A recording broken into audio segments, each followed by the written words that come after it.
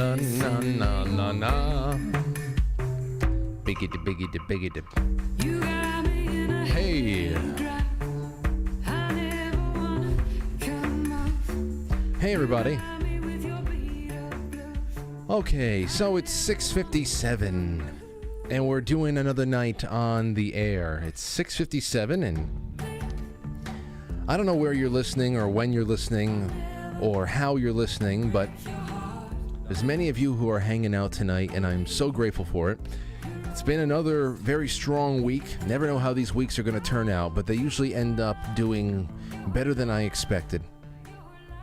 A lot of great talks. Last night's show was a wonderful change of pace. We did 6 degrees of separation, and we did restitution this week. So a lot of wonderful sidebar comments and conversations that are very necessary to keeping the flow going and keeping spirits up. So tonight should be another good chill out night in that respect. It's May 27th, 2022. I've got a bunch of interesting topics, but I've got an interesting guest here in studio too. So I don't even know if we'll get through all of them because the conversation just might take on a life of its own, which is always the best. So we'll talk about that. Zosodude is in studio tonight, and I'll introduce him to everybody in just a couple of minutes because he's getting some of his stuff together and he's making another cross-country trip in his motorcycle. As many of you probably follow along his adventures on the road. I think he took a different route here than he did 2 years ago. I think he was going through a lot more desert then, but now it's just been a little bit more green, a little bit more rain, and he came from the north and dropped down on us this time instead of coming upward. So that's going on. I want to thank my sponsor, Citrus Nature, CBD.com. There are very citrusy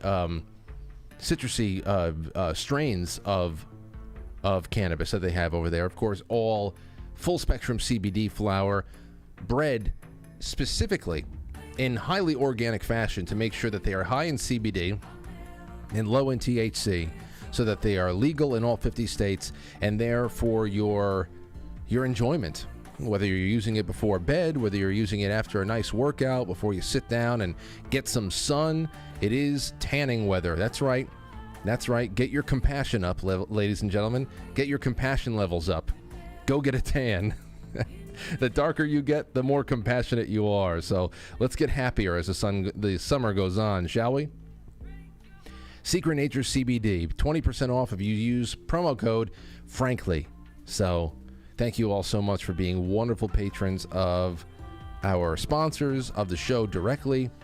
It's a real wonderful thing doing all this work for you and with you all. All right. So what do we have?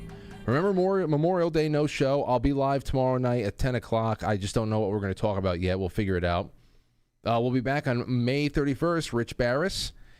And then more. A lot of great stuff going on. So with that being said, let's jump into a little bit of what we have going on in the room. We have a friend I want to introduce you to if you haven't already seen him or heard him on, quite frankly, as calls in just like everybody else, but he also has his own show, Mystery Ship. Hey, Zoso, what's going on? Frank, it is a pleasure to be here, my man. And you're wearing one of my shirts. Indeed I am. I had to seize the moment. It's festive. Spread the name, So try to grow your channel a little bit. No, I love it. I need all the help I can get these days. But I love how so we worked out a way for you to get over here, and you had some time to burn. I was putting some last minute notes together for book club because I have to do that after we conclude here, and I learned that you've already made fast friends with most of the people in the laundromat. Yes, although we're coming to most people from a hidden location, I met below the studio there was a laundromat, and while I was down there, I had an hour to kill. I washed my laundry and made a bunch of new Guatemalan friends, Frank, and I guess they were amazed at how well I spoke Spanish. I didn't know that you were bilingual. Well, I mean, when you work with many cultures, you pick up a little of this and a little of that. I wish, being an Italian, I wish I knew as much Italian as I know Spanish. But these guys were having a tremendous time trying to speak English to me, and then when I laid some Spanish on them, they were like, "Oh, this is great. You are a fine man." I mean, You know, I'll tell you, it's one of those things where I would really love, whenever my life comes to a conclusion, I hope that I can say that I was fluent in Italian when that day comes. But let's be honest, it's not going to do you any favors speaking Italian in the United States. No. If you're going to speak one of the two, speak Spanish. you know what's funny is, you know, as a kid, when I would go to my grandmother's house, I'd listen to my dad and my uncles and my aunts and my grandmother just rattle it off. And I asked my dad two things. So my last name is Cella. It's, you know, for those who know better, it's Cella. Yeah. But my dad always said Sella. You're an American, it's Sella. And he told me the reason he didn't teach me the family Italian was because they come from up in the hills outside of a little town called Chiavari. It's somewhere up by Genoa, I guess. And he said, "Albert, that's hillbilly Italian, and if you were to learn Italian, I'd want you to learn the real." So maybe he did me a favor. It may be, I don't know. But you know, one thing that he did do is something that's not very unique, and that is most people from that generation, they came here, and it was, no, listen, we're American now. They were proud to be American. We're an American now. Absolutely. We're speaking English, and that's that. I mean, that's why The way it was done. Yeah. Yeah, I had slang. I had some angry slang passed down to me. That was it. That was it. I had nothing else. I wish it was more because you know, I mean, we're a very patriotic family, but there's nothing wrong with speaking more than one language. No, not at all. Right. Especially if you're in some kind of an Indiana Jones situation. There's some scribblings on a wall. I mean, you realize how many. That's just. I wish I spoke 8 languages because I want to go on some kind of an adventure. I can decrypt something and. You know, I was on a tour boat up in Mrs. Zoe and I took a. I don't know. It's one of those glacier cruises up, into Alaska, and I had been to Alaska before she hadn't. And I was speaking to a gentleman next to me who was from France, and I don't speak any French, and he doesn't speak any English, but we both spoke bastardized Spanglish, and we were able to converse with one another. It was great. It was great. You know, you bring up Mrs. Zoe. What kind of permission do you have to seek to go? It's one thing, hey, I'm going out for tonight with the boys, but you're going you do these cross-country trips, streaming. It's a very elaborate and well-done thing here. Is she just a fan of your travels too? She is, you know, and why doesn't she want to go along? Is it just... It's a number of things, actually. So this time, she would love to ride along. She would. And she has her own Harley. She can ride herself. Damn. She is about to become a grandmother, so she takes her 2 weeks of vacation every week and spends them exclusively with her daughter when she comes up from LA. So I understand that part. But on the flip side of it, let's say if she was just a stay-at-home lady. Mm-hmm. She believes in me. She believes in what it is I am doing. She wants to see me succeed at this and has said, "You need to go do this." And, dude, I am... Knock on wood, baby. I am the luckiest. That's sheetrock. Do the pane. Do the window. There you go. There you go. The window. Yeah. That's. You just got wood there. There might be some laugh in there. Right. No, you got it. You corrected. That's wonderful, man. She's a great lady. Dude, I knocked it out of the park on this grand slam on this one. I am not screwing this up for love nor money. This is the best relationship I've ever had in my life. We've been together 10 years, and honey, if you're watching, I love you. See? There you go. That is sweet as hell. Well, hey, we have that in common because Lauren is the same way. And, I mean, there's plenty of times before I started picking up momentum with viewership and all that stuff. I was already doing this for almost 10 years. And, and she knew how much I loved it, and she knew how much I loved music. And it was just... And even though the clock was ticking, and we're like, oh, okay, how serious is this going to get? We're going to get married. We're going to go attempt to make a family, whatever. So I knew it was shit or get off the pot, but she never put that pressure on me, and she just rooted for me the whole way. She's just wonderful. If you don't mind, I have a quick question for you that you guested on my show a mere, 2-3 weeks ago? It was fairly recently. And one thing I wanted to ask you, I mean, I noticed when we were coming up the stairs there. I mean, you're built like a brick shit house. Were you a personal trainer for people a while before you became a full-time broadcaster? Oh yeah, is that what you were doing? Yeah. I was actually the last year I was personal training for to pay bills was around 2019. So, and really wasn't that long ago. It wasn't that long ago. Wow. And then I think by the end of 2019 is when I said to myself, okay. At that point, I had already said for a year, I'm not taking on any more clients. But whatever I had, I said I'm going to ride them out for as long as they want, because we had already become good friends. You make a lot of just good. You just start becoming personally invested in people.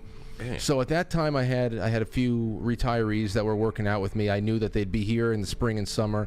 They'd be in Florida in October and I said, okay, well, for as long as they're keeping up, I'll be there for them. But other than that, when 2020 hit, and of course we all got hit, I was the happiest guy on earth. I was no longer working at gyms, and because it would have been it. There's your deciding factor, right? Good for you, man. Well, it was just luck. God works in mysterious ways. Man. Yes, No yeah, question absolutely, about it. Wow. Absolutely, man. But I mean, that's you. How exhausting is it physically? Speaking of physicality. You're sitting in a motorcycle, you're going thousands of miles. Obviously, you have a lot to distract yourself with because you're in a lot more uncontrolled condition than you are in a car cabin. You know, you get hit in the face with bugs and all that other stuff. So how does it take a toll on you physically, long journeys like this? You know, the bike I have is made specifically for touring. They've made it as ergonomically perfect as you could ever.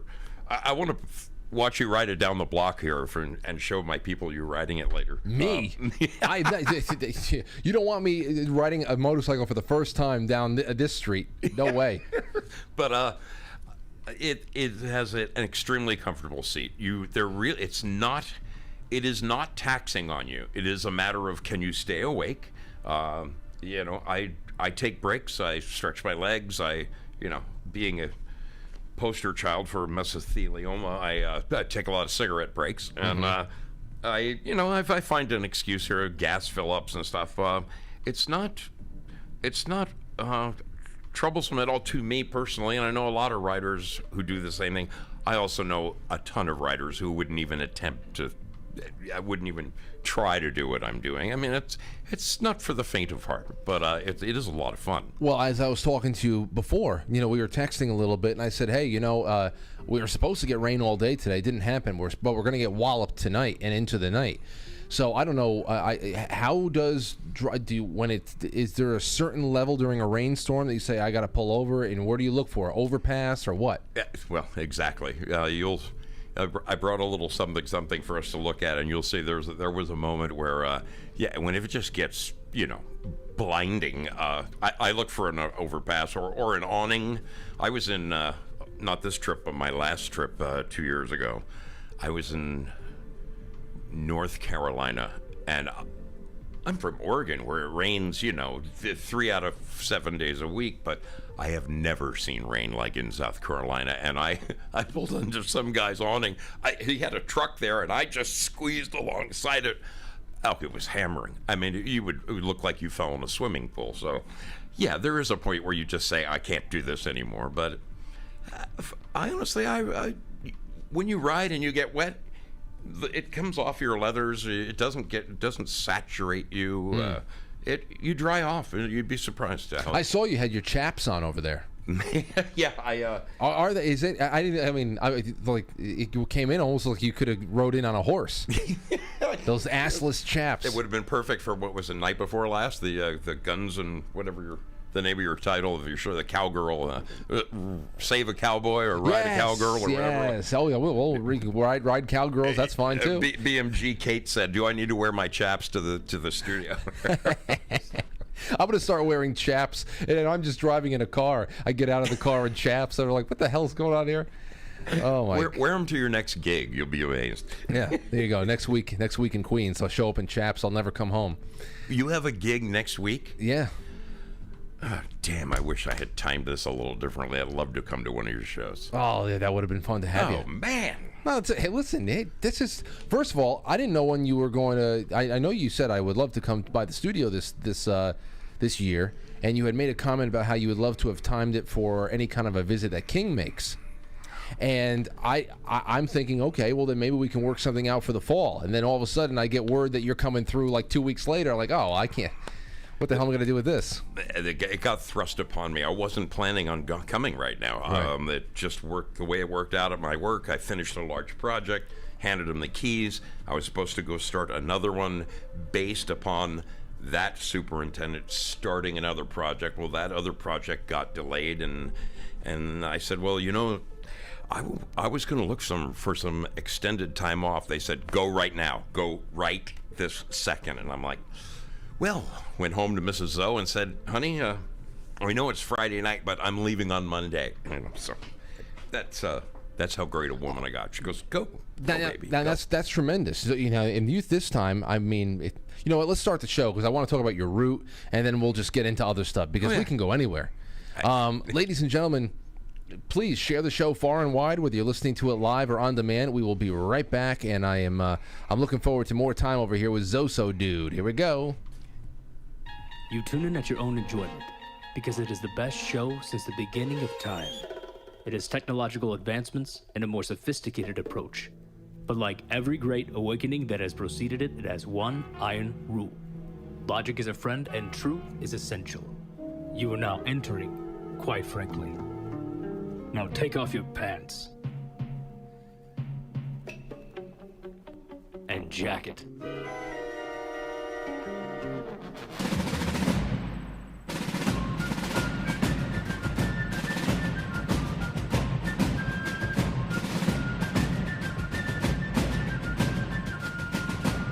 You let one ant stand up to us, then they all might stand up.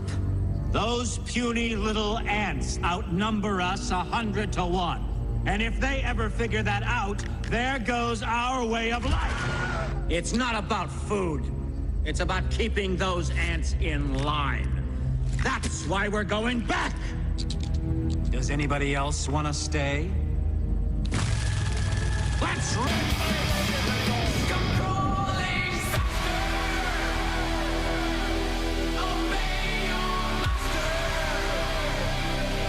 Zoe, what do you think about this remix? Listen to this.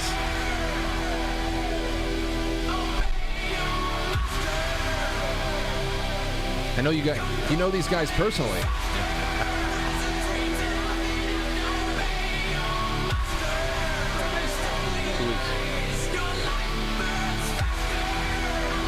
Is that really the boys right there? Yeah, and here we That's go. a very different version.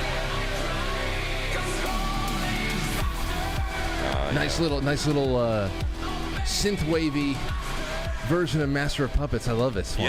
Yeah, I mean, vastly different than the angst that was in it in the 80s. I mean, dude, the 80s were they were a remarkable time. I lived, ate, and breathed heavy metal. That was my dream. Was I played in a band called Dr. Slaughter, and Dr. Slaughter. that was the name of my group. Yeah. That's awesome. We were. I love that. We were pretty hardcore, hardcore metal, and those guys.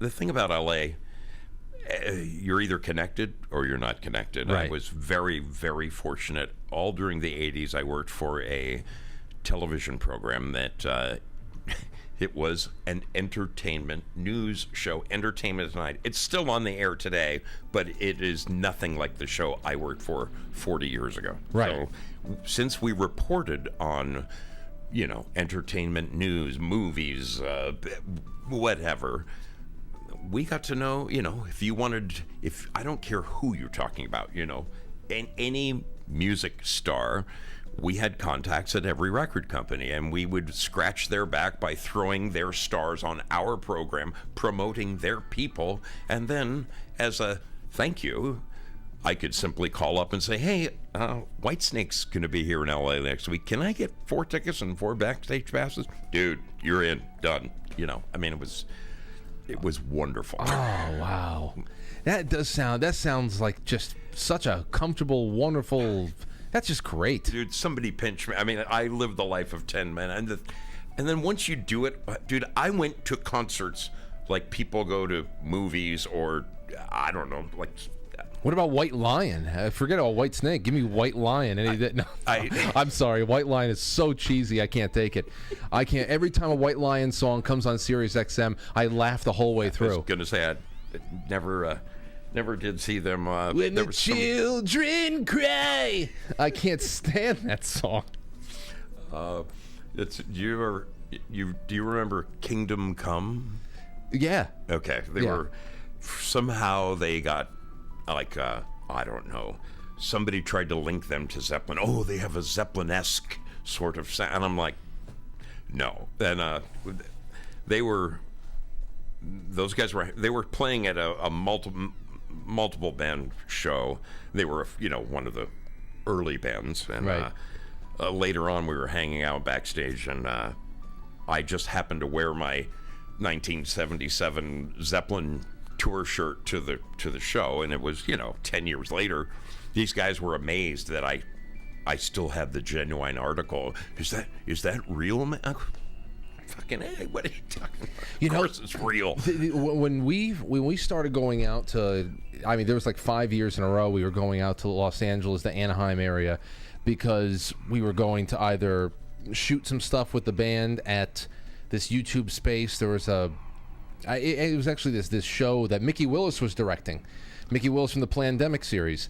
That's how we met him years ago, like in 2014 or 15. Then we went like 3 or 4 consecutive years in a row for the NAMM convention. You ever been to the NAMM convention? Oh, yeah. You're probably there on the first year it started.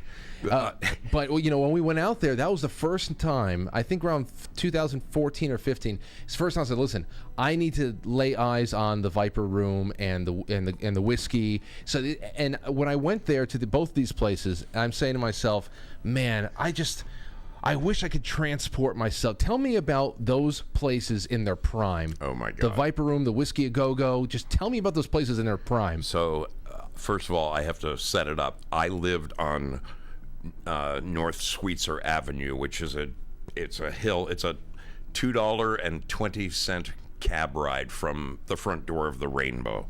Right there, you had. I mean, everything's. All the names are changed now. The Viper Room's gone. They're all under. That must have been management. recent then.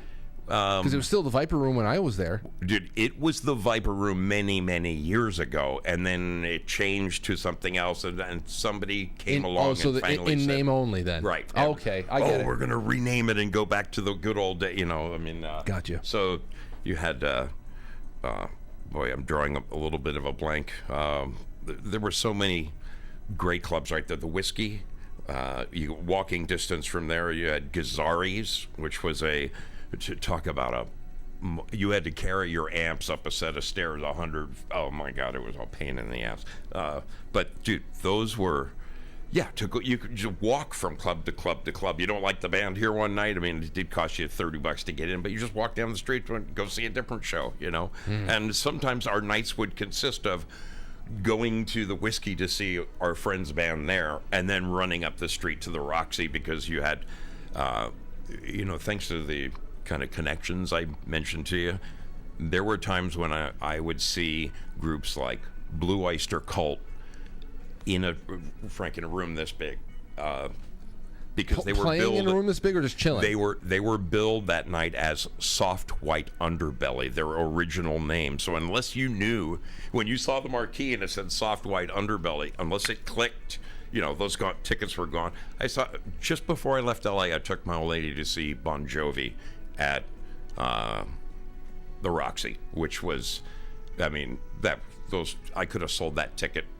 I bought 2 tickets. I could have sold them for $500 each to the raving maniacs outside. But, dude, those were the 80s were some great days. But as far as having fun goes on the Sunset Strip, the Rainbow Bar and Grill was the hang. I went to the 25th anniversary party there. John Entwistle of The Who was so wild. He stood up on top of one of the tables right in the center of the whole room, drops his drawers, and he was a big dude. I mean, he was a 5 maybe. Yeah. Ladies taking on all comers. Just a wild man. My gosh. You used to walk in there and just, if you cared to buy him a whiskey or two, Lemmy would sit there and talk your ear off all night. Now, I have friends with some Lemmy stories. Obviously, he was very old at that point. Not in the 80s, he wasn't. No, Yeah, I know, yeah. and that's he must have been a machine back then. But damn, I live vicariously through guys like you when it comes to those stories, because you know something, Zoe. When we were growing up, when we were in high school and getting ready to go into those college years, and we were playing in our metal bands and all that stuff, we were grasping at this idea of rock stardom that was already gone, and we didn't know it yet, and it's just to think about a time like that where you have like titans that roamed the earth, and they were, the rock. I mean, maybe a lot of them were douchebags when you got to know them, but still, it was just the atmosphere. We were already out of those days, and we didn't know it. We just wanted it to be a part of it. It's kind of sad, really. It's happened to everything. I mean, to sports, to rock music. Yeah, there was a time when, as a kid in a California garage in the 70s, me and my buddies practiced our asses off.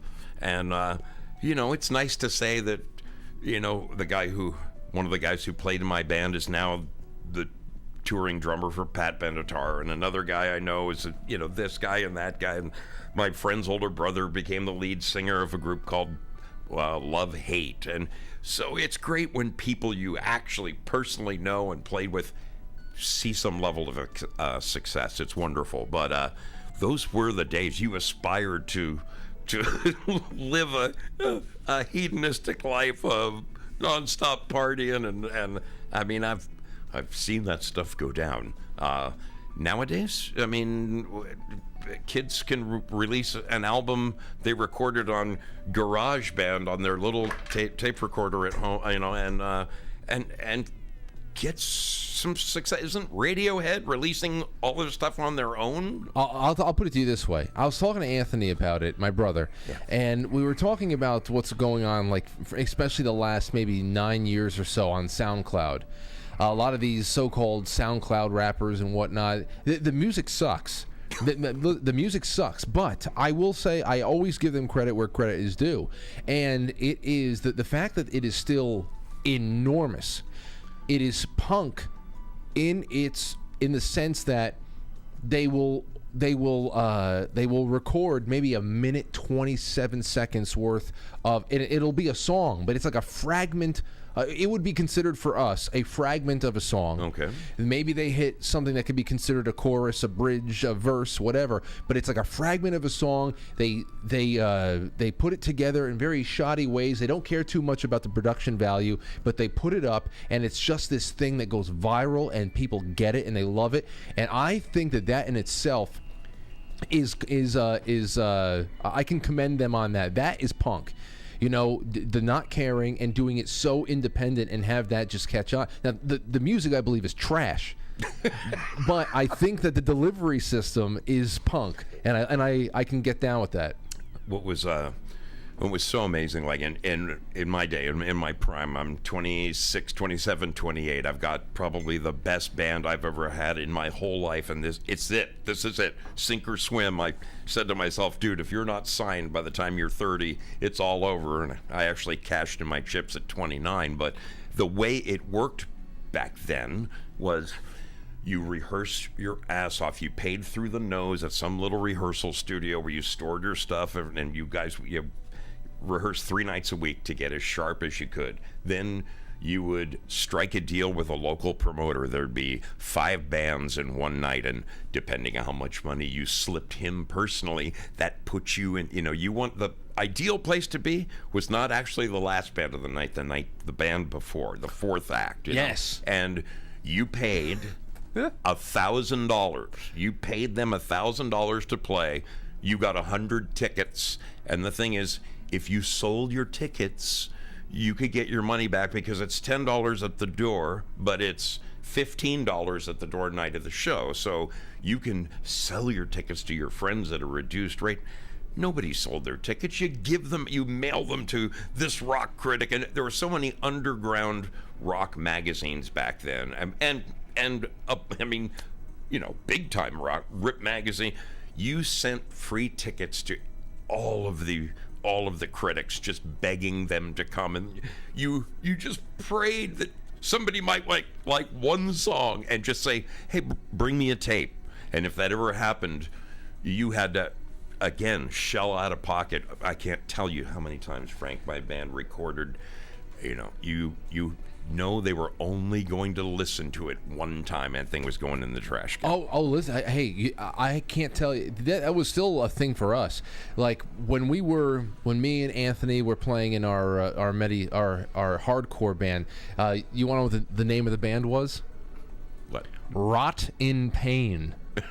Because we entered into a high school. We needed a name for a high school battle of the bands, and we're like, all right, well, let's screw around with the acronym RIP, and we said Rot in Pain. But listen, we went hard. It was a lot of fun, but when it came down to getting shows, especially at the Chance in Poughkeepsie, New York. At the Chance up there, we never got to play the Mid-Hudson Civic Center, but at the Chance, we got cozy with a lot of the people there. So we were given shows like with Soulfly and Hatebreed and Strapping Young Lad and Most Precious Blood and a couple other New York hardcore bands with a few other ones that we were doing.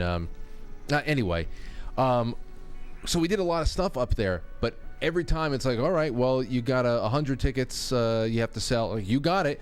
We literally, everybody, 200 each. Let's go. Yeah. And it's the whole band. We just bought our way onto stages because you have to. And we'll worry about getting asses inside the theater afterwards. We got to get in front of people that never seen us before. So they say pay to play is illegal.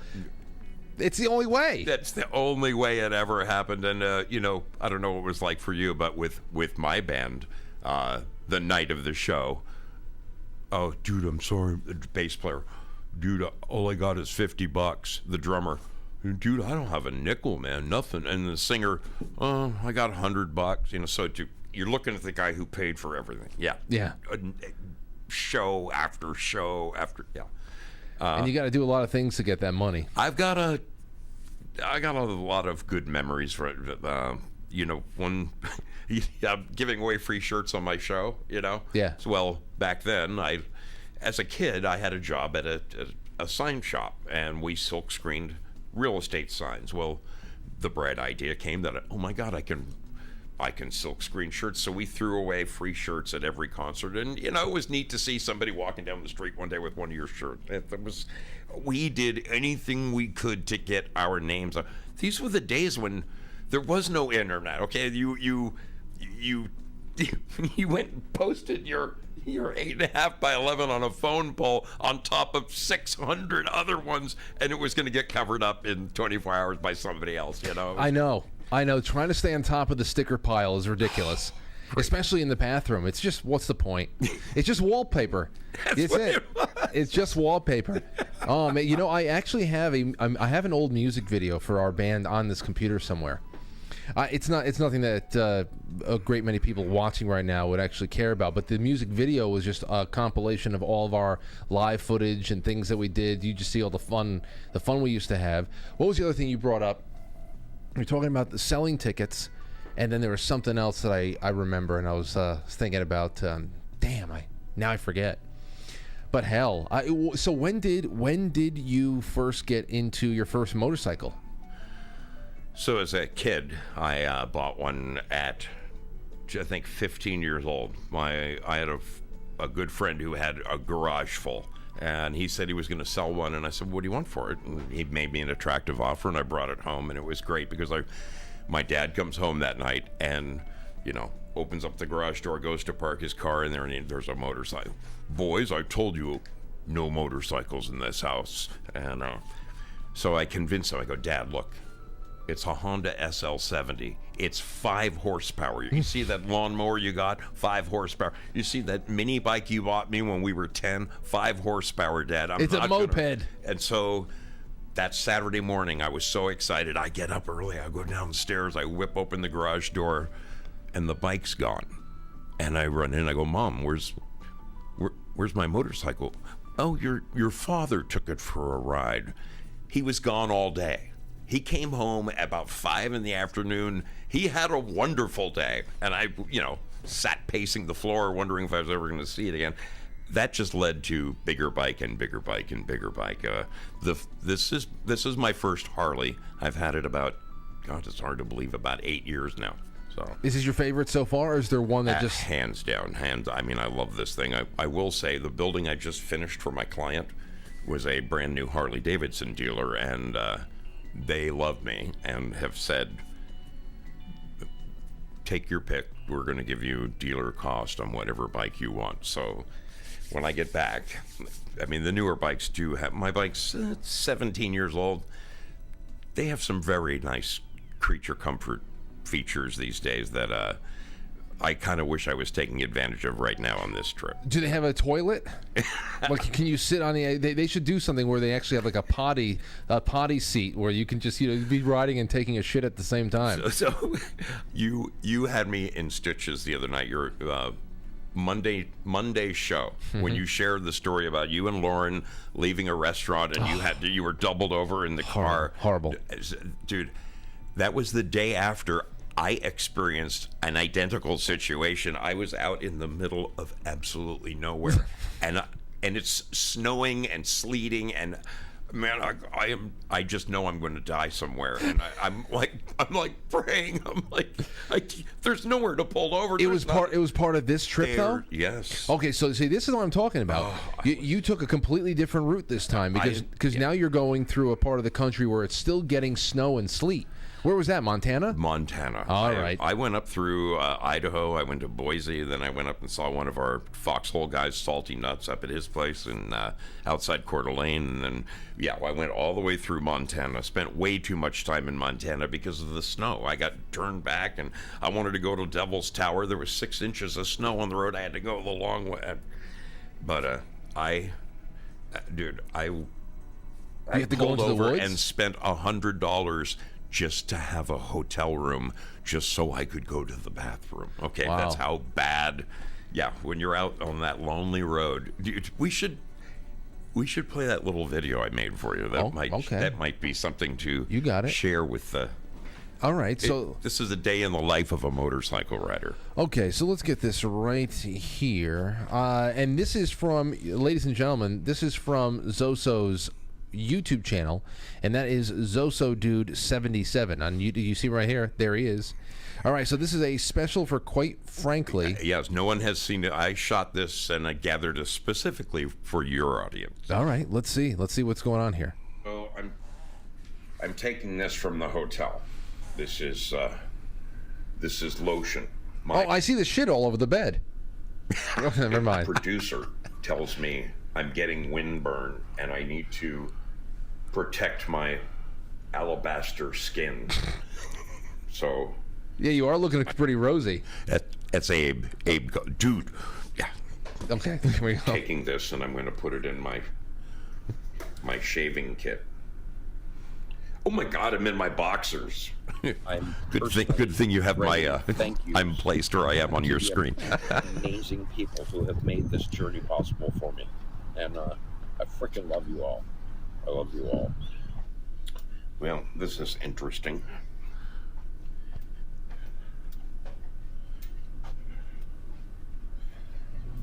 The ice machine, huh?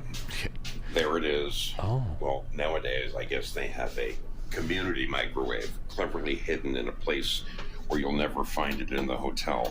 Yeah, no microwave in your room anymore. There's one in the whole hotel. Why is that? Well, what are you talking about? There's not a microwave in each room? No.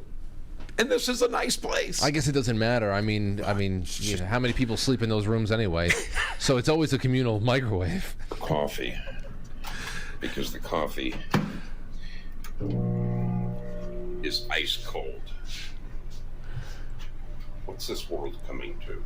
Where'd you get the coffee that was ice cold? So out in the lobby, they had 2 of those pumper things, for coffee. Yeah. And so the coffee's free, but you pump it in there and it's freaking ice cold. So I go to my room to stick it in my microwave, and I look around and there isn't one. So I go to the front desk. I go, dude, you have a microwave here? Well, there's one over by the ice machine. And I'm like, really? Yeah. And the ice machine is where everybody takes a shower. So here we go. They stick their feet in there after a long day. Here we go. Zosodude taking the plunge here at Niagara Falls. Oh, so this is you at Niagara Falls now. Yeah. Wonderful. Beautiful. What are you looking at? I wanted to show you the falls, but I missed. Don't worry, it's all downhill from here.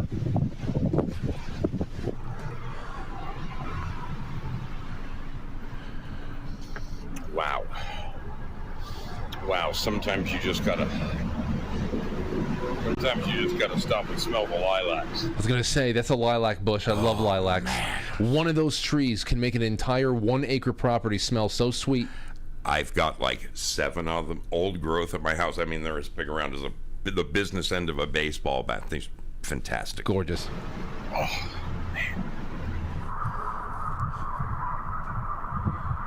Yeah, I'd say this is what we call... Ooh. Guess what? That's the way I'm going. That's the storm. So you're going toward the storm. Yeah, that was 2 days ago. Just to let everybody in podcast land know what we're looking at. Oh yeah. So now where is this? You said this is in New York? This was so I was at this point I'm in New York. I was heading upstate. I had just entered New York from I came over like by Cleveland, up around that way, around, what is that, Erie, Lake Erie. I snuck up towards Buffalo. So this is between Buffalo and, or on the way to Buffalo. Okay. Riders on the storm.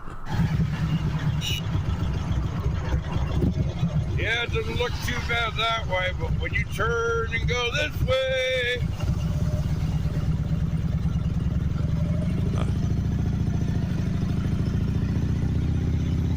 Looking mighty dark. Somebody's gonna get a bath. There you are under the overpass. There you go, waiting it out, like Helen Hunt in Twister. It really is. I don't mind rain. Rain's not that bad. It's when you're cold and it's raining at the same time. That's screwed. And look at this. The family just having fun, bike riding together. I love it. So that's great. So what I'm doing on this trip, the last trip was centered around the election. I wanted to see firsthand if it was Trump country or if it was Biden country, because that's what they were telling us, is that Biden was running away with it. And I found out, hands down, it was Trump country. No question. This time around, I'm enjoying the scenery a bit more, and I'm looking at the little pieces of Americana. I have learned so much on this trip, and I'm not even halfway through yet. You know how we like to make fun of like the masked people still wearing masks? Yes. All right. Yes. So I found out something very unusual. I was staying at one thing I do like about New York State is when you're going up and down the freeways, you have those, you don't have to get off the freeway. You have gas stations and little food centers every so many miles, so that you just, it's very intelligent. I wish other communities would do the same, and it's wonderful for a rider, but it gave me some time to sit and people watch while I got a bite to eat and got some, and the one thing I've noticed is that all of the non-mask wearing people do the same thing I do. When they see people with masks on, they just kind of shake their palm their face and shake. There's a whole lot of that going on, but I did notice that masked people talk to one another. It's like their own little sect. It's like oh, they good. go up to each other and they'll actually go out of their way to go across the room and talk to another person with a mask on, like they're their own. It's Yeah, so you can walk up. So is that the new N96? yeah. I got picked it up last night. It's a prototype. You know, they're getting better, these things. birds of a feather flock together. I'm really enjoying the people watching this, and then I'm seeing some things thanks to my GPS making some really horrific mistakes. It will send me places to save a quarter of a mile. Instead of leaving me on the main freeway, it'll send me off on like Route 77, and the next thing I know, I'm in Michigan somewhere, and then I find my way back on. But in Indiana, I ended up somehow getting on these back roads. It's the first time in my life I ever saw Amish people, and I had my camera out, and I accidentally, I don't know, I screwed up the zoom. When I showed it, all you saw was the bottom of the horse's hooves, but I'd never seen Amish just driving down, one guy going this way, one guy going there. You know, I squeezed my clutch, so my motor was, I didn't want to scare the horses, but it was really neat to just see. I am seeing pieces of America that the average Joe just doesn't get to see, and I'm loving it. It's these little trips that you go on. These are the ones I always think would probably be the most enlightening. And obviously, you can see how how tightly packed together we are over here, and this is a supposed village. Okay, this is a village with like 75,000 people in it. Only 30,000 are accounted for by the census.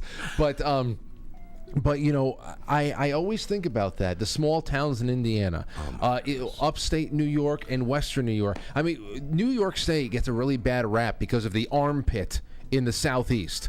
It gets a really bad rap. But New York is very sane. Outside of, Westchester, Putnam counties, it gets very sane, very independent, very beautiful. I mean, geographically gorgeous, and I just think about those small towns and the towns that still have identity and still have a lot of pride. And so yeah, when you think of big state, and New York is a perfect example. Exactly what you said. On my way to Cooperstown, I went to the Baseball Hall of Fame earlier today, and it was wonderful. I met EO2 Dave, everybody knows EO2 Dave. He met me there. He surprised me. I show up at the Baseball Hall of Fame, and they're like, "Did you find some guy in a white van?" And I'm like, "No." "Oh, he's looking for you." I mean, he already had him staked out looking for me. When you see this biker guy walking down the road, please let him know that I'm here. It's great. But to get there, I'm going down it's called Route 28, and it takes you by this gorgeous lake in upstate New York. I went through a little town called Exeter. Have you ever even heard of this town? No. I could live there in a heartbeat. It was amazing. Just these gorgeous old farm homes. I cannot wait to edit my next video because I've seen farms with silos. I mean, they don't use silos anymore. I've seen some great old stuff. I feel like a modern day Norman Rockwell with doing my videos. I'm doing a video version of what he painted. I'm having the time of my freaking life. I wish I could do this forever. This is I want so badly to go back up to Cooperstown too, and I've been there a couple of times, but in no time I think later than 1999. Oh wow! Okay. I remember eating at Mickey's Place and whatever. We were able to take home a menu from there and laminate it, and it was just so much fun. I remember that week that we were there, Pete Rose was hanging out and walking around, and I know you're a big baseball guy. Oh, dude! So that must have been good. You walked through the actual museum? Oh yes. Oh my! I had to pry myself away. I could have. Because that'll take an entire, for a baseball fan, that'll take an entire day from you. I could spend a week there, seriously, because there's so much cool stuff there. From baseballs they got a baseball that. So when I was a kid, Mickey Mantle. I grew up in Jersey. Okay, my dad in his top drawer, he had a baseball that was a home run hit by the Yankee Clipper, and every time you talked about baseball, he would run upstairs to his dresser and whip that ball out and throw it. I mean, so I grew up a Yankee fan, and when Mantle retired, I had to pick another new favorite player. So I mean, dude, everything. But I went in there today, and there was Mantle, and there was one particular ball he hit out of a stadium, and it was supposedly the first That's in Griffin's, tape run. Griffin's Park. Right. Yeah. 565 feet. 565. I remember that shit. And I wasn't. I was born decades later, but I learned it. 500 Griffin's Park down in what? That's like Washington D.C. That Baltimore area. Yeah. That's where the Senators play. So, when I was traveling I used to travel in construction quite a bit. I've worked in I can't tell you how many states, half of the states.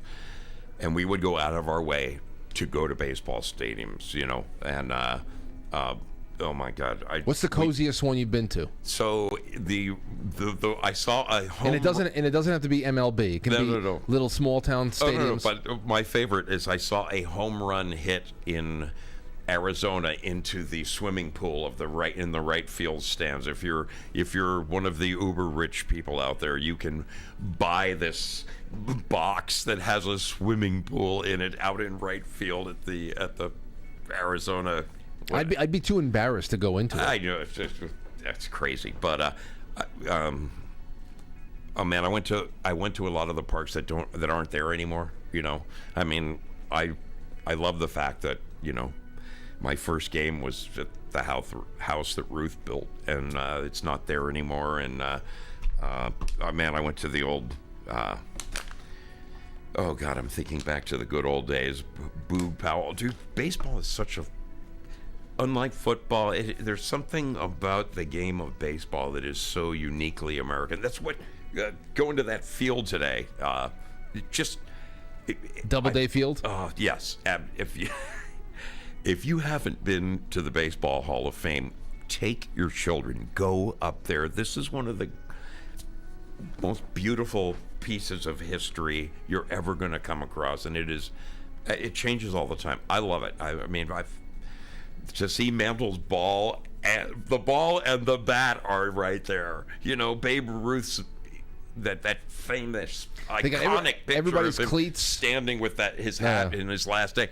They've got the uniform standing, and they've got it set up like he's. Oh man, I loved it. I know. Spent forever there. And there's hidden gems all over the place, and there's a lot of weird. Like for example, I was wondering maybe about 2 weeks ago when I did the local folklore thread on the show. Yeah. I was thinking to myself, I said, I know at some point Zosodude is running through, and he's got to have his own stories about things he might have learned of small towns, cool little things, creepy things. Like what are some of the creepiest things that you've seen during your travels alone? Especially like if you're driving through a desert at night and what? Yeah, I mean, it's funny. I love stuff like that. The chupacabra legends and all that kind of stuff. I'll tell you a funny story. I mean, I haven't seen like on my motorcycle. I've made 2 trips, but I have traveled extensively across this country, driven it, vacationed in it. When my kids were young, we went to San Francisco, and there is a famous haunted hotel there. I believe it is called The Manor. Anyway, there's all kinds of, when you walk in the front, there's like pictures you have all over here. It's all spirits and stuff that people have photographed in the hotel. It's the real deal. So I was joking. I was joking with my old lady at the time, and I said, "Spirits, if you're here, I dare you, come and get us." And the minute I said that, those pull down shades that you click down and they go up, and dude, no, it just did it all by itself. And then later that night, there was down on the front in the front lobby, there was a piano, and there was a head sitting on this platter. Well, to scare my old lady, I knocked on the door. I brought it upstairs. I knocked on the door, and I just kind of held it there. So when she opened the door, all she could see was the head on the platter. It made my kids scream, and then the lights went out when I did that. All the lights went out in the room, and Now you were there for a tour, or you were actually sitting? We spent the night there. What the hell's wrong with you? and you're going to spend the night there, and the first thing you do is challenge the spirits that are haunting it? Dude, I grew up watching horror movies. That was my brother and I were just twisted little kids. What can I say? Man. We loved the Twilight Zone and all. How'd you sleep? Great, like a baby, on my way. I don't know how many old Twilight Zone fans there are out there. I'm sure I know your audience. I know who they are. I stayed in a little town, and when I saw the name of the town, I had to stay there. It was called Willoughby. You ever watch the Twilight Zone? The old Rod Serling ones? Yeah. So there's this wonderful, Rod Serling wrote these great little stories, but there's a story about a man he's got a miserable job. It's a grind job, and he's on the board of directors, and his boss is, it's a push world, you gotta, and so every night he rides home on the commuter train, and he falls asleep, and he dreams of this 1890s town called Willoughby. So I saw the sign for Willoughby, and I stayed there, and at the end, of course, of the Twilight Zone episode, he's on the train, and apparently he got off of the train, and they're all standing around. There's his dead body. They're putting it on the gurney, and they load it in the ambulance. And when they close the door to the ambulance, it says Willoughby Ambulance Company. Yeah. No, well, like you said, fantastic writing. Oh yeah. It always hits the mark. Oh, if that was. And have you ever gone into any of Rod Serling's speeches, like whenever he would go to UCLA in the 70s or 60s or obviously years before he died? I could listen to him addressing crowds, especially young people, young writers, some of the best speeches. I recently learned something, that before the Twilight Zone, he was producing like these hour-and-a-half long movies. I just watched a couple. I sent them to my brother. I'm like, did you even know about this? It was awesome. Yeah. I wish people wrote. I wish we had the kind of minds today that, first of all, even thought that way. Just think that far outside the box. Television today is garbage. I'm sorry, it is garbage. That's why Netflix is taking everything. There's no imagination anymore. It's deep thinking, and it doesn't even matter what's going on there, because obviously you look at a lot of the masterpieces that were created. For example, George Carlin. Everybody, You hear more often than not, I would love to hear what Carlin would have to say about all this. But, people forget he probably would not have had a nice thing to say about Donald Trump. He would have pissed off all the religious people out there. But at the same time, he would have been an ally in the fight against censorship of any kind. He would be going after corporate fascism, no matter who was pushing it. So I mean, you forget about that kind of stuff. But that's the whole point here.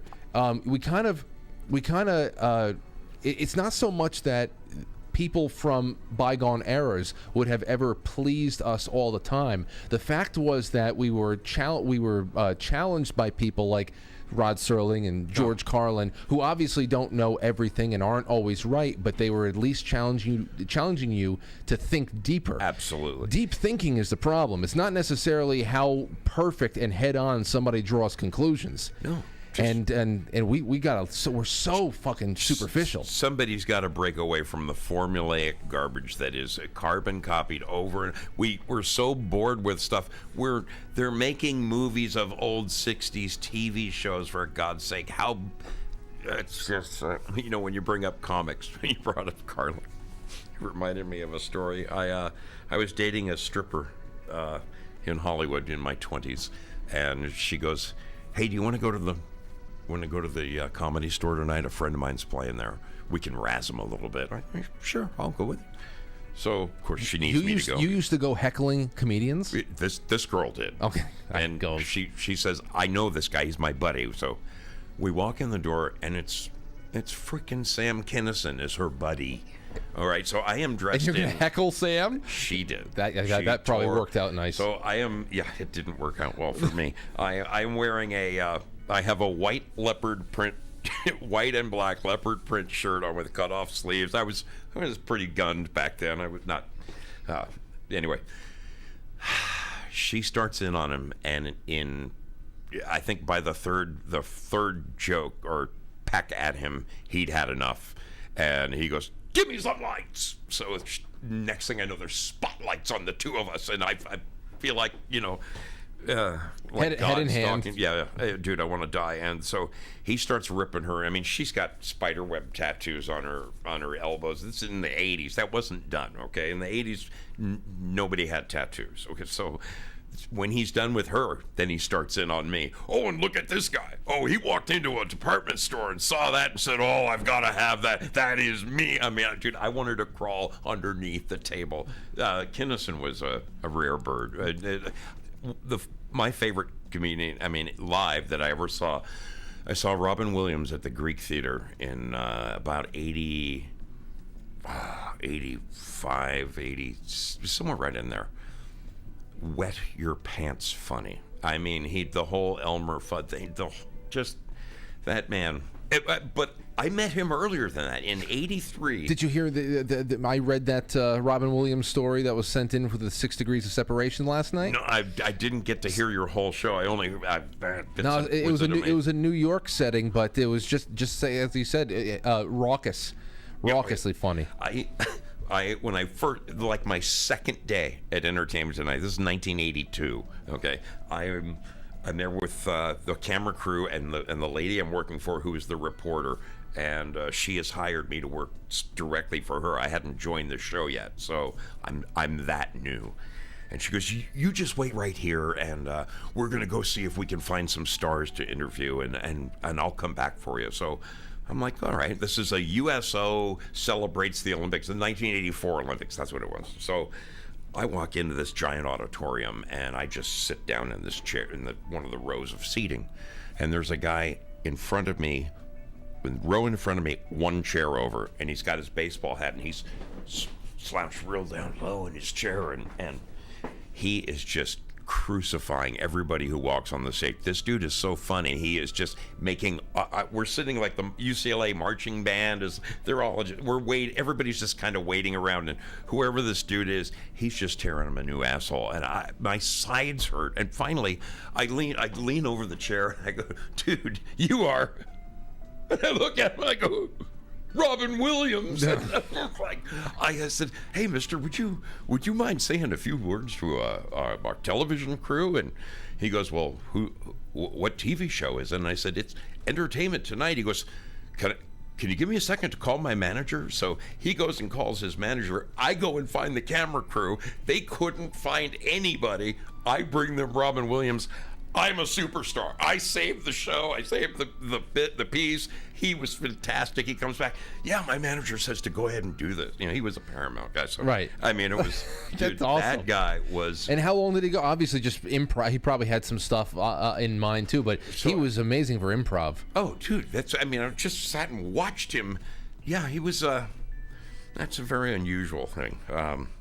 He was so good with audiences. He could read an audience, and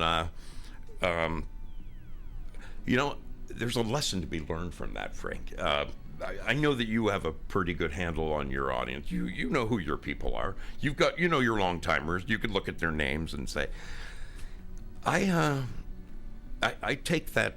That's really kind of the premise of if you were to ask me what my show I would say it's about the people who watch my show. Like going out on these tours and going out and meeting these people it's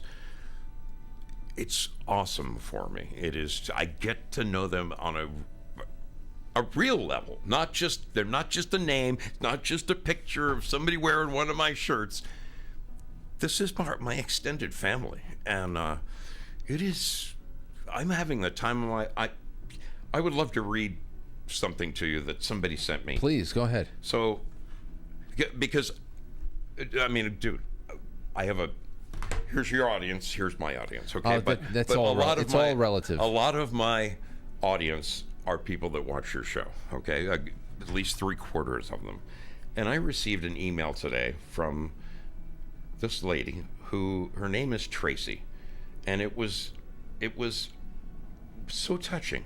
She says that she's a lurker, that she's a long time, quite frankly, viewer, but always lurks. That never gets in the chat room, and for some reason I can only find the response I sent to her, which is sad. I wanted to read it. What she said in her letter made me.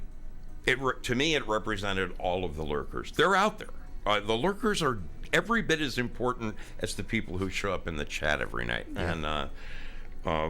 And I know you realize the value of these people. Those are the ones who leave comments the next day and under the YouTube thing, and getting the opportunity to go around and meet these people and shake their hands. Like today, I met 2 of my people, and I'm meeting a number. And tomorrow out on Long Island, there is a get-together. Darn it, I don't have the particulars right here in front of me. It's at a place called North Shore. It's at 12 noon. A place called, gosh darn it, I can't. Anyway, after our next break, I'll have to share it, because this is an opportunity. If anybody lives in that out on Long Island and wants an opportunity to come and shake hands with Zoe and maybe go home with a bumper sticker or something, I would love to meet as many people in this area. Well, you're talking about something that's very real and just something I'm grateful for, and I actually reflect on a lot during the show. And I always think of as far as audience size, it really is all relative, and obviously the world would be a lot different for all of us if we weren't fighting censorship in the way that we were. But no matter what, we're just kind of like the weed that breaks through the concrete, and we're just doing what we got to do.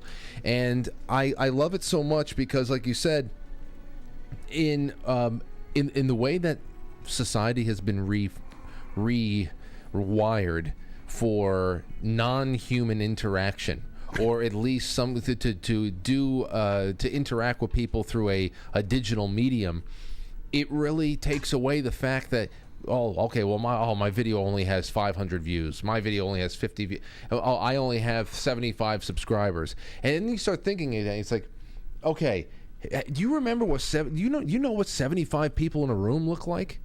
Do you understand? I mean, you understand that these video game numbers that people put up are attached most of the time to real people. Yeah. And that's why I've really spent so much time, and I know you do too, in your own way, of bringing people into that's why I love doing the shows like last night, the 6 Degrees of Separation, because then you see that these are not just screen names. I mean, they also have very rich family histories, and geez, it's a wonderful learning experience. I love the way that you interact with your audience. I'm trying to take a lesson from it. Abe has been tremendously helpful, but the ways you have opened up the avenues for people, they can email you, they can the Reddit thing, you put that up and people respond to it. Oh, dude, I wanted so badly. Now we got book club. Yeah, the book club. I wanted so badly with the night you just kind of touched upon hitchhiking, and I'm like, oh my God, I've got some great hitchhiking stories, and then you haven't gone back to it yet. So don't forget that one. Come back to it. Well, listen, hey, I won't, because I have to get off around 8:35. It's 8:05 now. We have a half hour. All right. Because I have to start the book club up. I mean, maybe I can push it to 8:40 and start it at 8:50. Either way, I won't take an intermission. I mean, I would love to hear your craziest hitchhiker story. I'd also love to hear, I don't know, like where's the weirdest place you've had to sleep when you're on the road? Oh, dude. Stuff like that. Yeah, I've got a number of them. One night my band was out. We played a gig, and we're on our way home. It's probably, 1:30 in the morning, and we all decided, this is in Los Angeles, we decided to meet at an all-night burger joint called Tommy's. It's this famous chili. Remember the Belushi cheeseburger? No, yeah. That was based on Cheeseburger. Yeah. So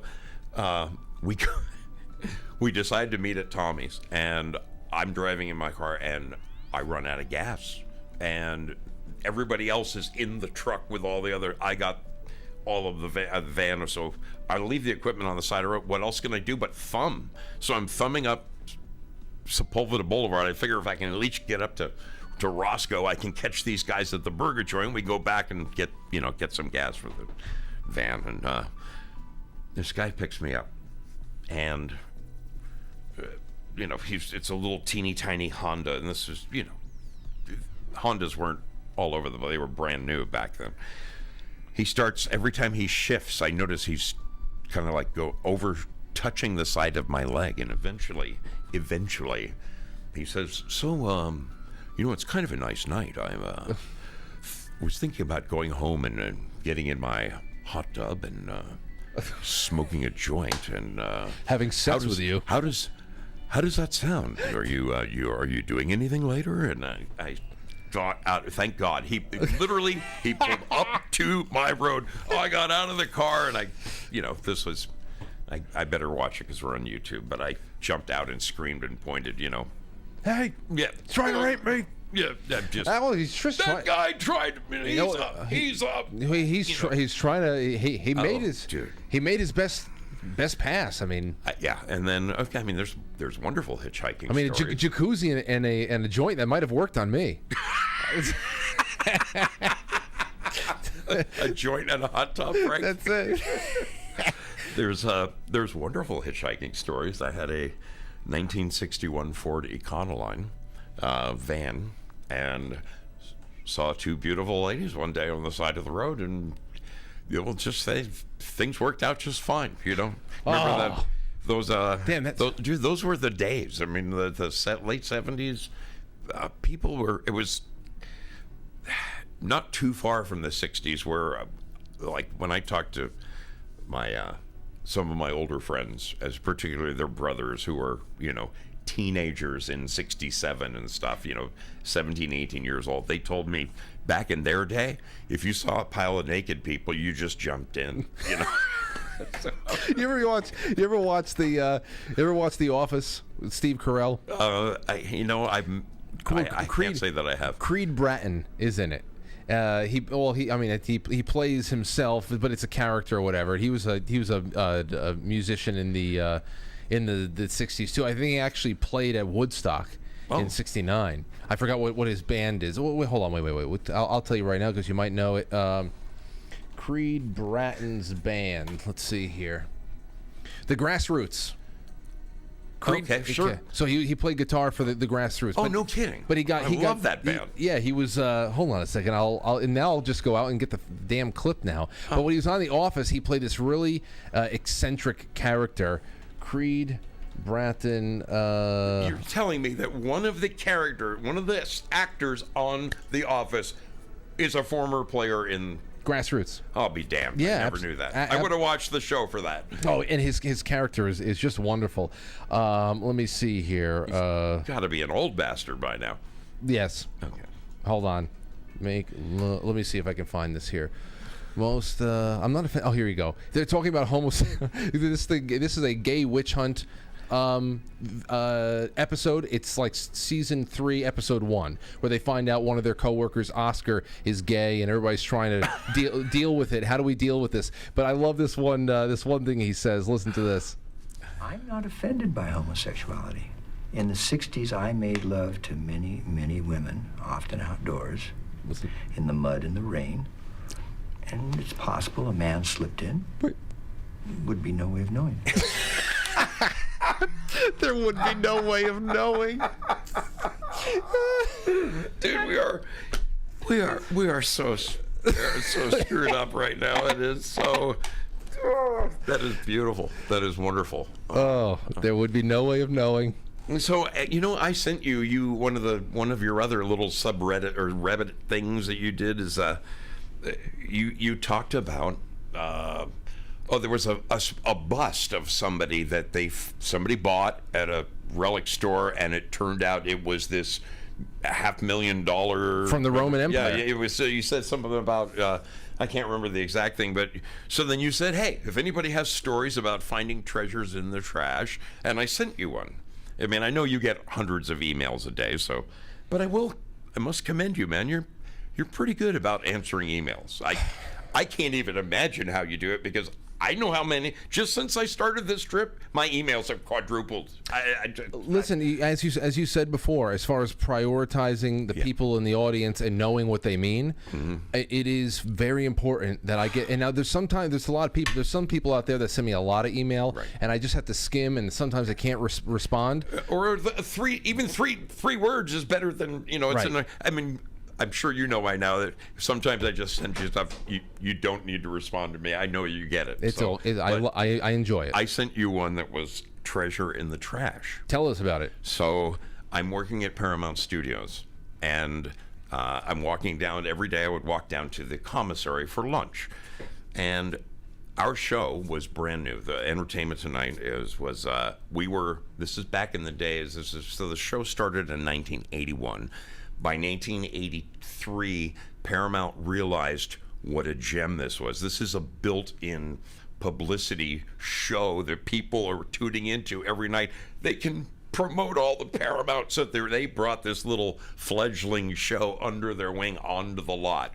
So now we're getting down to business. So we were put in the Mae West building, and every day we would accumulate probably 100 videotapes a day. Now, this is back in the days when videotapes were 3/4 cassettes. They were in a case about this big, huge. You get 100 of those a day, that would fill that couch. Right. In a week, so we were filling up the basement. The basement was full of old memorabilia from old Westerns and Army movies and helmets and Zambezi swords and spears and shields and just all kinds of movie memorabilia. One time I went down into the basement with our movie guy. His name was Leonard Maltin, a very famous film historian. And Leonard could walk down there and say, "Oh my God, this was from the 1941 film." He could tell you what everything was, but Paramount decided, you know what? This old junk is worthless. We're throwing it away. And we're just going to put shelves in, and Entertainment Tonight can fill the basement with all their tapes. I'm walking by the dumpster, and I look down, and there's a bunch of Army crap and trash. And I see these spears, a bunch of spears. And I look, and I see one of them is different. It's not an Indian spear or a African spear. Thing's weird. It's gold, and it's got this weird can opener looking thing to it. So halfway down to the commissary, I'm thinking about what I want for lunch, and I'm just about to open the door, and I'm like, wait a minute, that fucking spear, that's from Star Trek. I run back, I pull it out of the dumpster, and it is. I even sent you a picture of this episode 66, The Gamesters of Triskelion. If you look in your email under Treasure in the Trash, and you can pull it up, I sent you an email with, dude.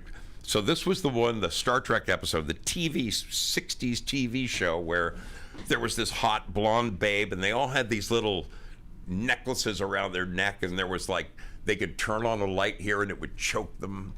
And they had a big battle with these spears, and I found this thing. I brought it, I pulled it out of the trash, I brought it up to my office, and I stored it there. And then one night I was friends with one of the guards, and he helped me slip it off the lot.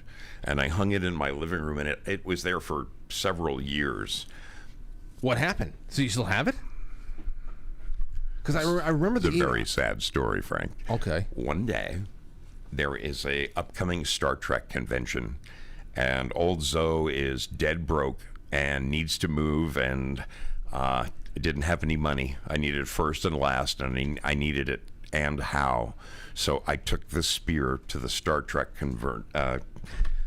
where they were having an auction, and it was the last item auctioned off. So here's the thing. I can't, as a Paramount employee, I can't run up to the guy with a microphone and say, "This is the real deal. This is from the TV show 25 years ago. I got this at Paramount Studios. It would have gone for $50,000.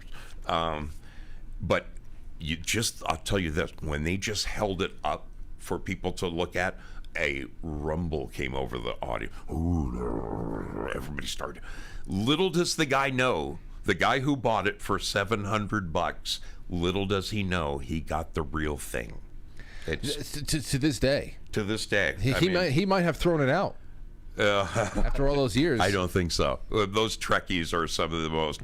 Oh my God, they're unbelievable. Oh man, well, I can't for some reason I cannot find your original email with the, and I checked the trash too. So it's if you look, just Google the Gamesters of Triskelion, Triskelion. Got it. And you'll see. Just look at images, and you're going to see this gorgeous blonde chick with huge hooters, and she's got this spear, and she's holding it up to Kirk's neck. Oh, wait a second. Hold on a second. Is this This is one of the sexiest episodes ever. Is that it? That's it. That's the spear. And that's This is the episode that Kirk got laid in, by the way. By her? Yeah. Good for him. I commend him. I'm not for the hair. Yeah, but I still. had one of those. There were 3 of them made, and I had one of those. I could kick myself in the butt. I don't know why. Man, and did it kill those guys in the background? Yeah. Well, so there was. You can see some else in that picture. Somebody's holding one. Yeah, one of them got broken during the filming of the episode. It was crazy. I remember reading about the prop master for that show. His name was Fritz. Look at those props. Yeah, no kidding. Yeah, okay. Yeah, I don't blame Kirk. You know, it's the way they showed it. I must have sex with this alien immediately. It shows him zipping up his boot when he's all done. Oh, yes. Go back and watch that. It was the least suggestive thing to zip up. Let me put my boots back on. Oh man, yeah, that was my treasure in the trash story. I have all the mistakes I've made. Oh man, that thing would be so valuable. My gosh. Well, that's okay. So that we got a hitchhiking story from you. We've got the treasure in the trash. Oh, dude, I love what you do with your little thing. What are your upcoming? First of all, where do you dream these things up? Me what? Your topics. I sit there and just kind of, Lauren, what do you think about this? What do we do? I don't know. You know what it is? It's really it's a matter of, if I'm reading something, I'll see, this character is in a precarious position. If I'm watching something on television, I always tell myself, I don't have any time to watch movies, and I have to start doing it more often, because whenever I sit down and watch a movie with Lauren, even if it's a classic I haven't seen in a while or something I haven't seen at all, I'm always and it must be annoying to Lauren sometimes, but I'm always pausing along the way or writing myself emails. Things just trigger. Does it happen? You'll be in the middle of something and you'll say, "Stop the movie for a minute," and you make a little note. I'm going to do a story. Is that how it works? Oh well, sometimes I'll just sometimes I don't want to be an inconvenience to everybody, so I'll miss something because I'm writing myself an email. But I gotta. It's one of those things, man. It's really interesting. And of course, you just follow where your interests lie, and my interests mostly lie way outside of the news cycle. Mm-hmm. You have to deal with that, just because. One of my all-time favorite, quite frankly, things that you did was the remember Potato Jesus. Yes, dude. Potato Jesus. I am not kidding you. I sent.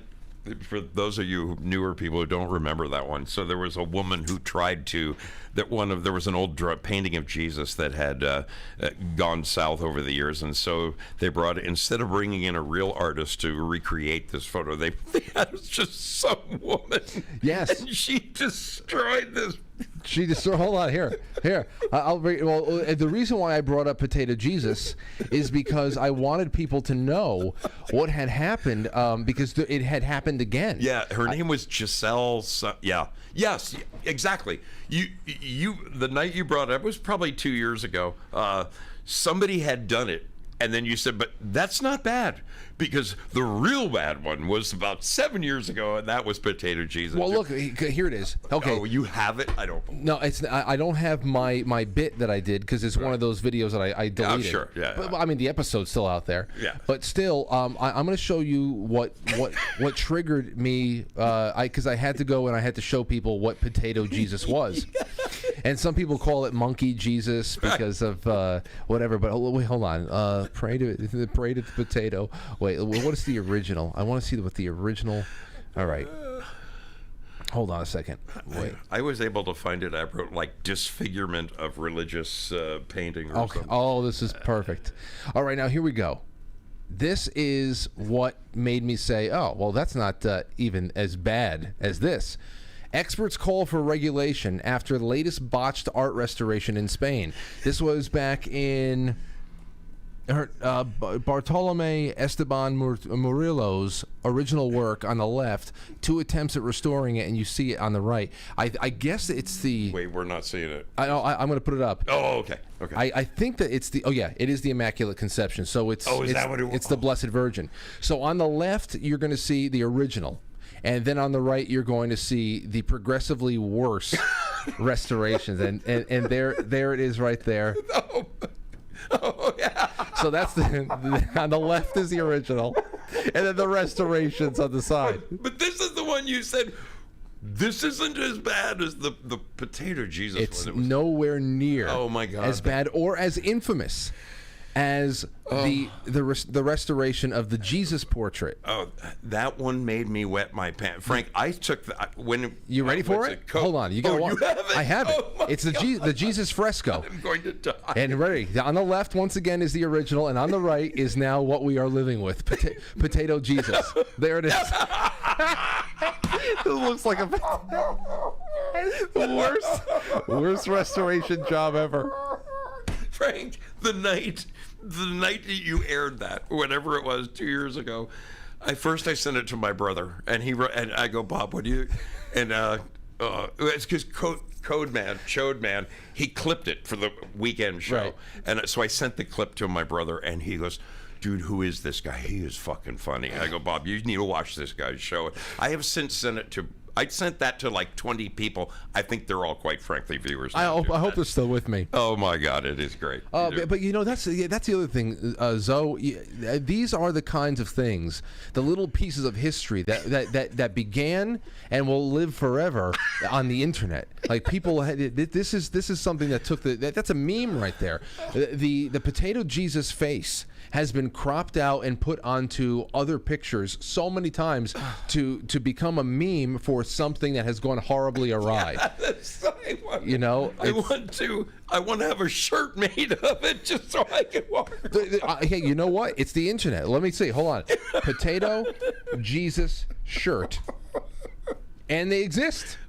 No. Look, hold on. Look, there's. I just found a. Oh my God. What's it called? Redbubble.com. Oh yeah. No, I get shirts by Look, them. it's an entire. It's all potato Jesus. Oh my God, you can already get it. Look, there's an Andy Warhol potato Jesus shirt. I would wet my pants. I swear to God, Frank. The night you did that, I my sides hurt. I laughed so hard.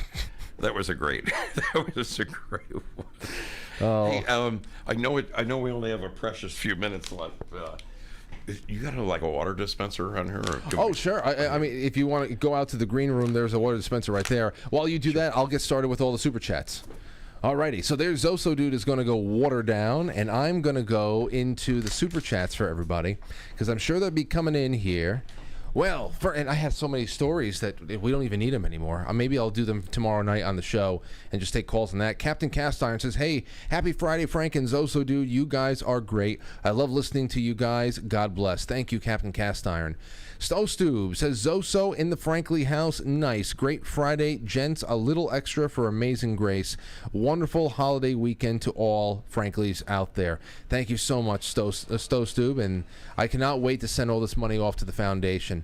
And Revolution an hour ago says there's nothing so about a show that features Zosodude. But does the take your pants off dress code apply to his biker chaps? Yeah, he already took off the chaps, so he's done his part. Does it apply? Yes. Happy Friday, Frank, once more for Angel Grace. Thank you, Revolution. Incompetent Hand says, hey, Frank, wanted to give to the Grace charity. Have a lot of purple and or black streetlights in my area. It's just that, hey, have you seen any of those on the road? Zosodude? What is that now? The street lights either in Oh, they were black lights in like Georgia and East Coast. So you have seen them? Yes, I have. Yes, okay. I have. I actually saw them in... It's not Michigan, Montana.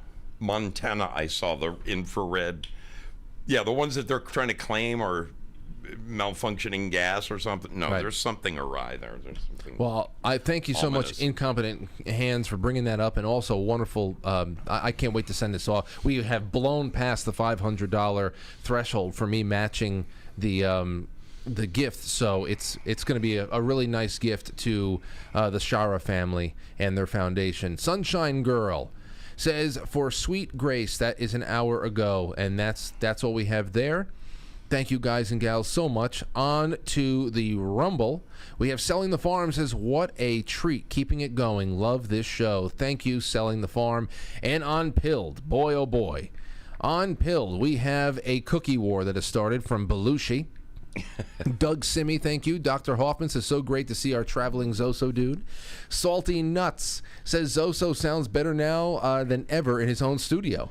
Well, that's saying something. Well, I'll let you know. Just take note of the microphones. I'm That's just- going to make notes. Yes, I will. You know what really saved this room, Zoso? When we first moved in here in 2015, this ceiling was actually about 3.5 feet taller.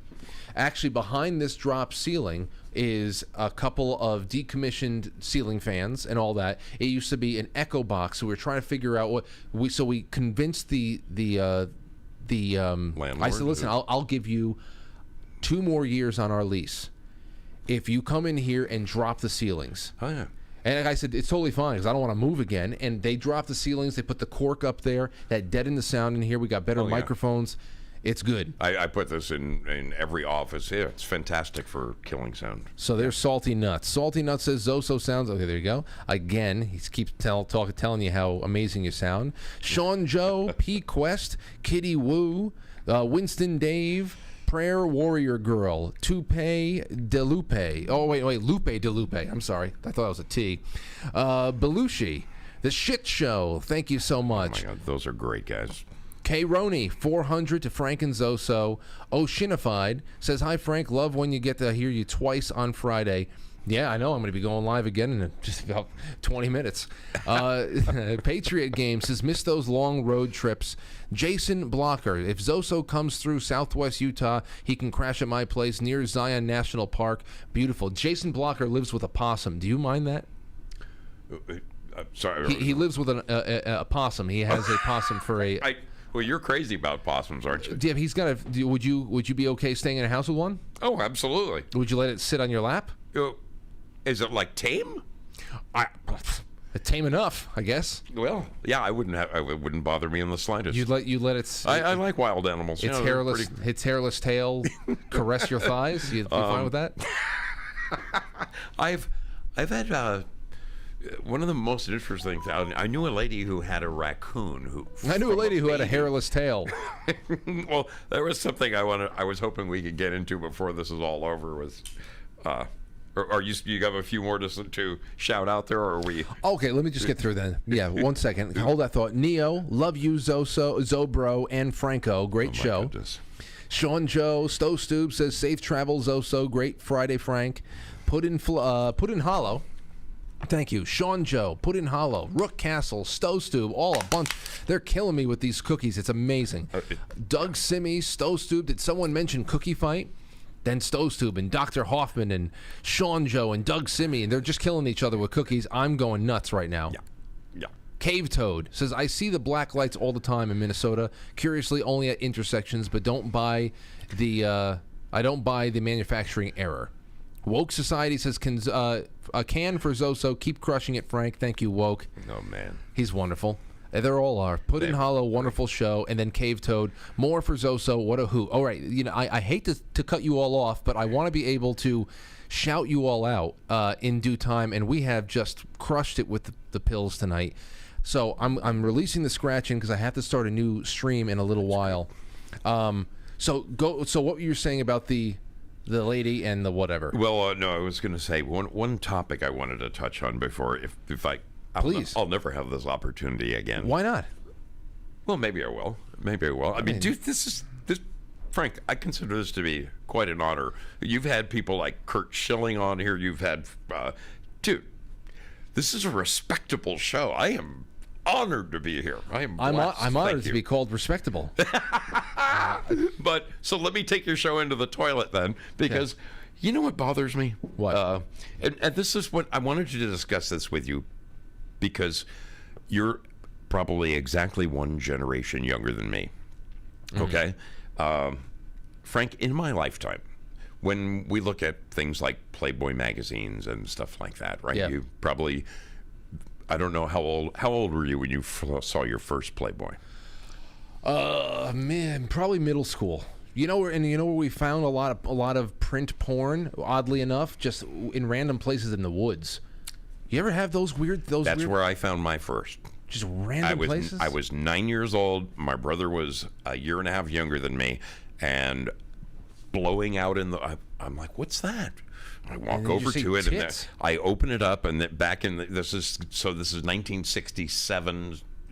There was this thing called Bunny Money, and I remember I tore it out, and and I'm looking at these pictures. I have never seen a naked woman before, and I am intrigued, to say the least. So my brother runs home and tells my mom that I'm looking at a magazine of naked women, and then my mom, of course, tells my dad this over the dinner table, and so that was.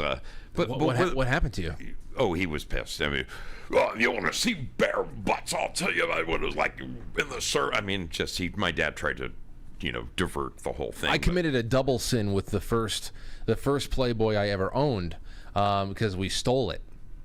We stole it. We saw a Playboy. I don't know. It was like from 1998 or 99. We went to a bookstore. I'm looking at all the Star Wars. Then all of a sudden there's a Playboy, all college girls, World War I, and we're in 8th grade, and we slipped it into our book bag, and we stole it. So did your mom find it? Maybe years later. Okay. I accrued a couple more after that, but I was over at my friend's garage. This is several years later, and his dad had 2 extensive magazine collections in the garage. One was Popular Mechanics and the other was Playboy. So I would open up a Popular Mechanics, and then inside of that I would be going through the Playboys with just, boy, he sure spends a lot of time in your dad's garage, and I'm just like, projects. Yeah, just me in there looking at, boy, are you really that interested in Popular Mechanics at 12 years old? Absolutely. Anyway, so in my lifetime, Frank, I have witnessed. Okay, so I remember when women first started like shaving down there. They would it was like mid-90s. They started shaving them into a little heart. Oh yes, the landing strips. Yeah, and then the Hitler mustache. So yes, it went from a heart to the landing strip to now, thanks to Gillette and Schick and everybody, people think that these things need to be shorn like a sheep, and I just think that there's something wrong with it, and I want you to address it on your program. I want you to put it in your Reddit. I think people need to talk about this. I have no problem. Okay, here's what I'm saying. I have. I'll put it to you this way. I have no problem with a little bit of a hack down. Just at least hack it down a little bit. I don't listen. It doesn't have to be waxed clean. Doesn't have to be it doesn't have to be porpoise smooth. It doesn't. I don't really judge. But take out the hedgers every once in a while. So here's the thing, Frank. I got to say this, and I mean this. I am turned off by a clean-shaven snatch. It to me, it's pornographic. It's pedophilic or whatever. It's like me changing the diapers on my little tiny girl when I first used to help mom by doing the diapers. Yeah. There's something wrong with that to me. Okay, when a woman matures, a couple of things happen. There's these mammalian protuberances, and all of a sudden all right. Well, listen. Let me. We gotta go. No. Well, yeah, we have to go. Yeah. But before we go, I have to focus this at least down a little bit more. Can we agree that there is nothing wrong with? Okay. What we're talking about is the lower abdomen area. Yes. Okay. The kind of the crowning area right there. Right.